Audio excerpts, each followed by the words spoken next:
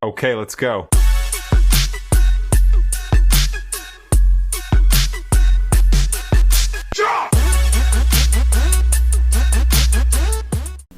Beleza, vamos dar continuidade aqui, né, com os padrões comportamentais, a última subdivisão dos padrões clássicos, né, do GOF. E só fazendo uma revisão, né, sobre os padrões comportamentais, eles são responsáveis por delegar a lógica correta para o objeto correto. Trazendo isso para outras palavras, a gente vai trabalhar com otimização, tá? Então, é a otimização de escrita de código, não colocar cópia desnecessária, tem muito mais a ver com essa parte, beleza? Vamos começar com o Observer. Então, o Observer ele define uma dependência de um para muitos entre objetos. Essa imagem aqui, ele já traz um foco, né? Que existe um observado e existe observadores, né? E essa é a lógica que a gente vai precisar utilizar para conseguir entender direitinho como é que funciona esse padrão, tá? Então, o padrão Observer, né, ele é um padrão de projeto comportamental, né, que ele define uma dependência de um para muitos, né? O que isso quer dizer? De modo que quando um objeto ele muda de estado, todos os seus dependentes eles são notificados e são atualizados automaticamente. E aí esse padrão ele é muito útil em situações em que um objeto, né, um sujeito, ele precisa notificar vários objetos, que a gente chama de observadores, tá? Sobre essas mudanças de estados. Então a gente tem um Notify Observers aqui, né? E é para cada observador nessa coleção, ele vai fazer essa atualização aí, tá? Vamos visualizar isso na prática, né? Em Python, que facilita bastante. Então vamos lá, né? Deixa eu dar um zoom aqui. Beleza. Então nesse caso a gente tem o sujeito, nesse caso, né, é um serviço de previsão de tempo, né? Então a gente tem uma classe serviço previsão de tempo. Essa classe, quando ela é inicializada, ela inicializa uma coleção de observadores, né? Então uma lista de pessoas que vão estar observando aqui esse serviço previsão tempo, tá? E vai ter as condições atuais aqui, que já foi registrado um valor aqui fictício, beleza? E aí dentro dela a gente consegue fazer um simples add e remove aqui, né? A gente consegue adicionar um observador e remover um observador, beleza? E a função principal, né, o método principal dela, mais importante, é esse aqui, que é o notificar observadores, né? O notificar observadores, você vê que ele é chamado dentro de definir condições atuais. Então, sempre que a previsão de tempo, né, ele for atualizada, a temperatura e o clima for atualizado, depois que houver atualização, vai haver uma notificação desses observadores, né? E como é que é notificar observadores? Como é que ele funciona? É um simples for each. Ele vai pesquisar todos esses observadores que estão dentro dessa coleção de observadores e vai chamar o método deles atualizar, passando essas condições atuais, tá? E aí veja que agora o sujeito ele tem a importância, né, a responsabilidade de conseguir notificar os observadores. Então ele vai notificar todo mundo dessa atualização que houve. É uma responsabilidade do observador, tá, saber o que fazer com esses dados. Então eu notifiquei para o meu observador que a temperatura agora é, por exemplo, 30 graus Celsius, tá? E o clima ensolarado. Ele precisa lidar com essa informação da melhor forma possível para ele, né? Então ele decide se nesse caso ele vai querer notificar em algum outro ambiente, algum outro lugar, se ele vai querer, quando estiver ensolarado, sei lá, enviar uma mensagem, fazer algum processo, qualquer lógica, né? Então quem define o que vai fazer com esses dados é o nosso usuário, tá? E como é que o usuário fica aqui, né? Ele é inicializado normalmente como um nome. E nesse caso aqui em específico, tem um atributo importante que é esse temperatura limite, tá? Porque esse temperatura limite aqui, ele vai definir qual vai ser a ação quando esse usuário for notificado. Então, quando ele for notificado perante a nova atualização, né, da previsão e clima, de temperatura e clima, ele vai ser notificado e aí ele decide o que vai fazer de acordo com a temperatura limite que foi registrada nele, tá?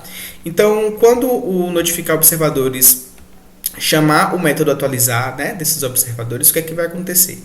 Ele vai receber essas condições atuais, tá? E aí ele vai, nesse caso aqui, né, eu coloquei para imprimir as condições atuais, para a gente poder verificar direitinho, mas o importante é aqui, ó, ele vai verificar se a temperatura, né, atual ela é maior do que a temperatura limite. Se a temperatura atual for maior que a temperatura limite, ele vai dizer que ultrapassou, então deve se preparar para o calor. Tá? E aí vamos fazer um teste aqui, né? A gente cria um objeto chamado serviço tempo, tá?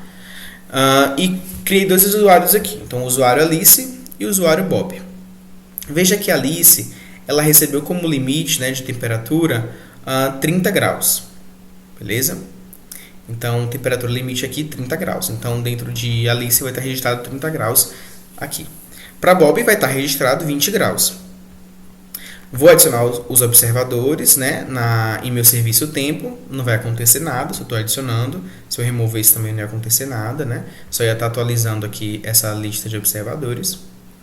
E aqui que acontece a mágica, né? Quando a gente chama o definir condições atuais, só o fato de definir uma condição atual, só o fato de eu atualizar aquele dado já faz, né, todo o encadeamento da lógica aqui.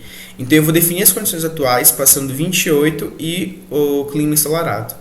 Então ele vai estar recebendo esse 28 e o clima ensolarado, vai estar atualizando dentro das condições atuais e depois que ele atualizar esses dados, aí ele notifica os observadores. Então, eu atualizei os meus dados, agora eu vou notificar todo mundo que se registrou aqui na minha assinatura. Então, ele vai fazer o quê? Para cada observador, ele vai atualizar esses dados e aí, quando ele chamar o atualizar, ele vai fazer essa verificação, né? Vendo se essa temperatura atual é maior ou não que o limite. Pense como uma assinatura de revista, por exemplo, né? Então, as pessoas fazem uma assinatura de revista e aí existe um número de assinantes. Quando a revista tem uma atualização, ou seja, quando é lançada uma nova versão, essa revista é disponibilizada para todos os assinantes, né? Então é a mesma coisa, essa mensagem, né, ela é notificada para todos os observadores, beleza? Vamos ver o que vai acontecer aqui, vou rodar o código. E veja, né? Então, Alice, condições atuais, temperatura 28 graus, clima ensolarado. Beleza?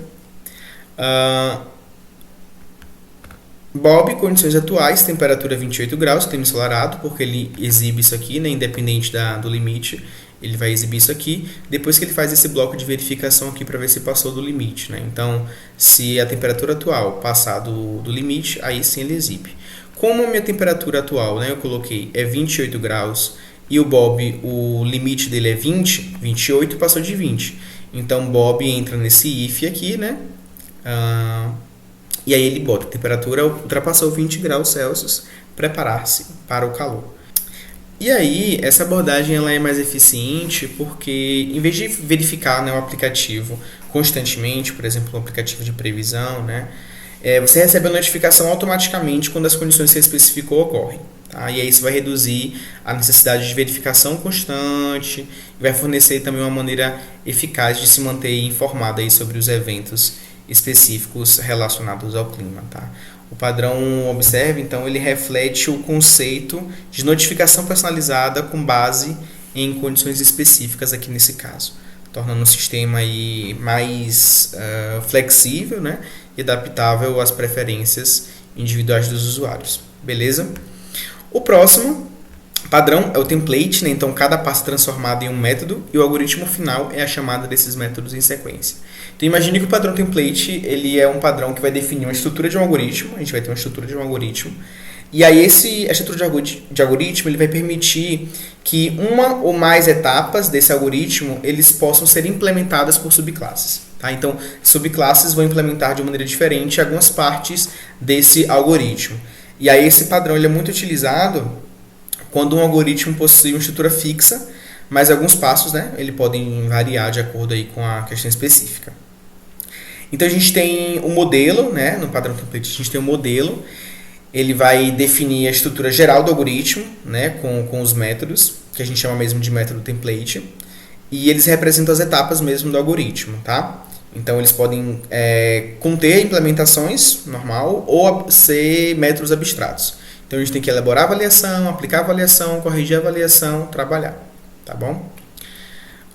E aí você vê que é implementado, né, o elaborar a avaliação, aplicar a avaliação e corrigir a avaliação. Veja que são professores diferentes, né? Professor de humanas, professor de exato, professor de linguagem. Então, o fato de elaborar a avaliação vai ser um método diferente, né? Vai ser uma implementação diferente. Uma prova de humanas não é a mesma prova de exatas ou de linguagens, né? Aplicar a avaliação, às vezes também o método de aplicação seja diferente. Às vezes uma avaliação de exatas seja através de seminário, de uma prova escrita, e uma avaliação de linguagens seja alguma apresentação de alguma outra forma, né, alguma atividade adicional, enfim. Então, são métodos que precisam ser implementados de maneira específica para cada necessidade de sua subclasse, tá? Então, só revisando, né, os métodos concretos, eles são métodos definidos na classe template, que têm implementações padrão e não são abstratos, tá? Então, às vezes, o corrigir a avaliação pode ser a mesma coisa para todos. Então, corrigir a avaliação vai ter uma implementação concreta e aí não necessariamente as subclasses precisam implementar esse método, tá? Os métodos abstratos também são definidos na classe template, mas eles não têm implementações. E aí significa que as subclasses precisam fornecer essas próprias implementações obrigatoriamente para esses métodos, beleza? E a ideia central é fornecer uma estrutura comum para algoritmos semelhantes, permitindo aí que partes específicas do algoritmo sejam personalizadas por subpartes, tá bom? Bora visualizar isso em código no método template.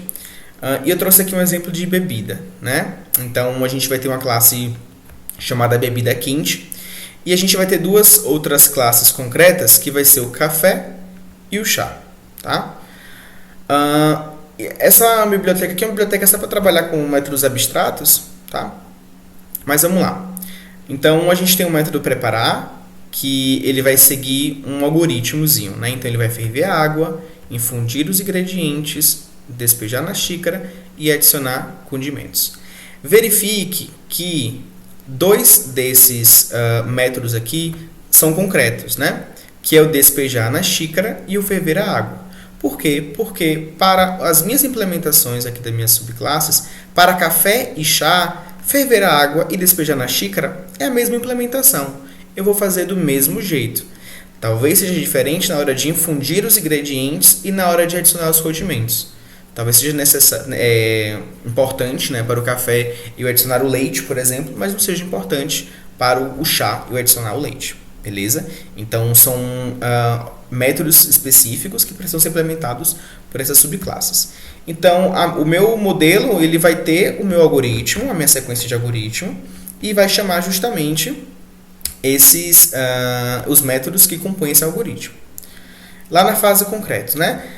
Como ele já tem ferver a água e despejar na xícara como métodos implementados, ele apenas vai implementar os métodos abstratos, né? Que é o infundir ingredientes e o adicionar condimentos. E é isso que café e chá fazem.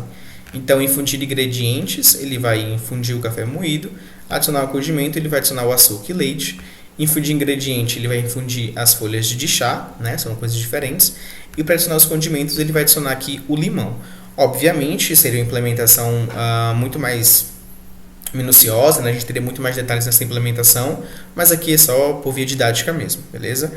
Na prática, como é que isso funciona, né? Simples. Chamei café, chamei chá. Como ambos eles herdam de bebida quente, então eles já herdam esses métodos aqui, tá? E aí eu posso simplesmente chamar o método preparar, tá? Então o método preparar, né, que vem da minha classe mãe bebida quente, ele vai fazer esse processo aqui chamando os métodos. E aí ele vai chamar os métodos concretos da minha classe mãe e os métodos abstratos implementados aqui na minha classe filha. Beleza? Então, café e chá. Quando eu pedir para preparar, né, ele vai exibir aqui qual é o processo, o algoritmo de cada um dos dois. E a gente consegue visualizar aqui, ó, preparando o café, então ele ferve a água, infunde o café moído, despeja na xícara, adiciona açúcar e leite. Para o chá, ele ferve a água, igualmente, infunde as folhas de chá, despeja na xícara e adiciona o limão.